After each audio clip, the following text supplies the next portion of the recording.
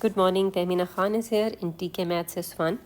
In today's video, we will solve a very good question on momentum, which covers other concept of the syllabus as well, which includes Newton's second law of motion and its vertical movement of the particle, this concept.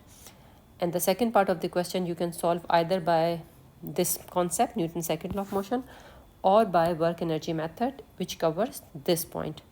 So that's why this is a very good question. So I have solved by both methods to give you a wider understanding of the topic.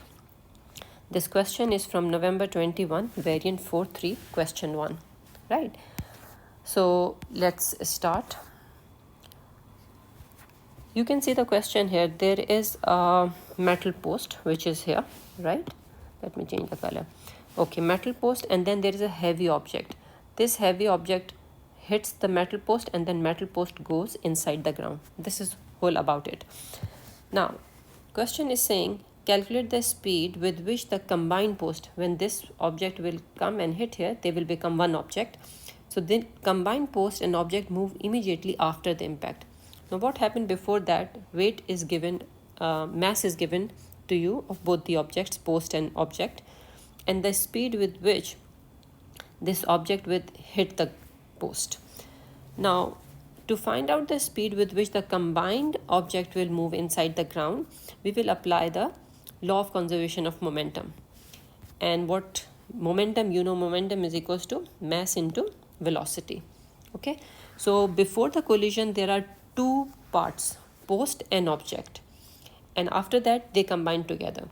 So if you see here, I have written here according to law of conservation of momentum, mass into volume of the object. I have used this symbol O to make it different, and mass into volume of post here. And then for combine, I have written total mass into volume, because after the hit they are together, they are one object. And I have simply substituted the values here. You can see here 128, 40 and 0. Why? Because the post was initially at rest. Okay, so this will help me to get the velocity with which the post will go inside the ground. Second part of the question, constants for resisting the motion of the magnitude is 4,800 Newton. So suppose this is the ground. When post start going inside, it faces the resistance, right? Now question is saying calculate the distance the post is driven in the ground, into the ground. So after some time it will stop here. Okay, so according to the Newton's second law of motion, F is equals to ma. If you see here, for F we write resultant force. Resultant force is what? Forward force minus resistive force. Mass is 160. Now why did I write 160? Because the object and the post weight mass will combine here, and acceleration a.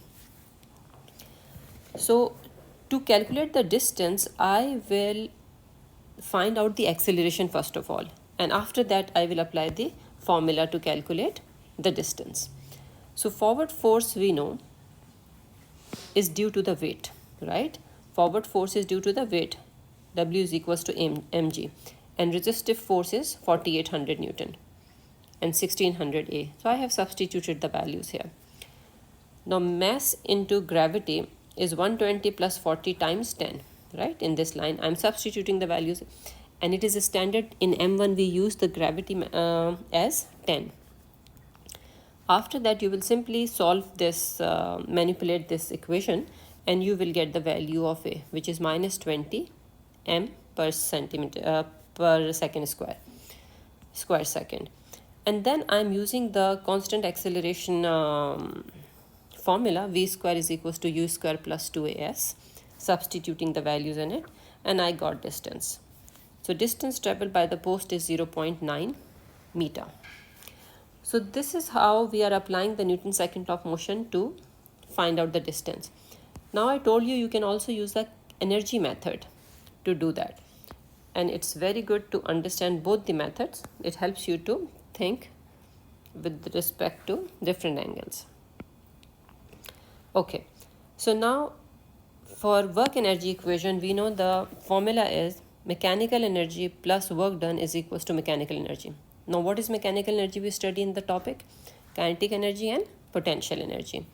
So this is before and this is after, because the energy is conserved. So we are saying that whatever is happening before, the same will happen afterwards, whatever is action is happening. Now for before part, before the collision,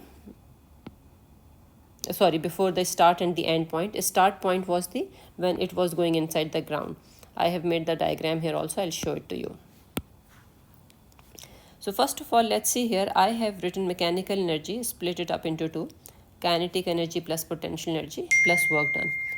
Now if you remember, when we are talking about work done, it could be negative or it could be positive. Negative work done is due to friction, due to any resistive force, which we take as a negative, and other work done which is due to some forward force is taken as a plus. So it depends what is in the situation. And this mechanical energy at the end, so this is in the beginning and this is at the end. Now beginning mean in the ground here, if you see, when object, if you look at this diagram, this is the point when the post start going inside it, and here it stops, right? So I have drawn the diagram here, and let's see here, I have written the formula here first. So kinetic energy formula, potential energy formula, work done is force into distance, right? And then again kinetic energy and potential energy at this point. So this is referring the end and this is referring the initial point, and the work done during this journey, what happened. So now if you see here,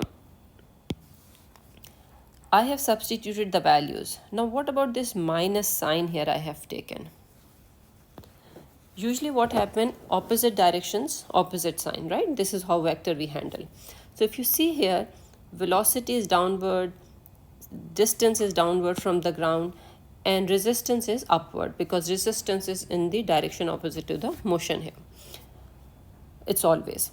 So now the thing is, conventionally, if I take this as my reference point ground, then when I'm going below it, the potential energy will be negative. And when we go above, the potential energy will be positive. So it actually depends on your reference point. So what I have taken here, I have taken downward motions as negative symbol and upward motion as positive symbol, right? Because they are opposite, so I have taken opposite sign. You can take otherwise round also. And that's why I have substituted these sign here. Velocity is downward, distance is downward, it is below, and the resistive force I have taken upward. So after that I have just solved the equation, and it will help me to get the distance. I hope you understood this concept. It will help you to solve many other questions. Thank you very much for watching the video. Please press like and subscribe and share it with your friends. Thank you. Take care.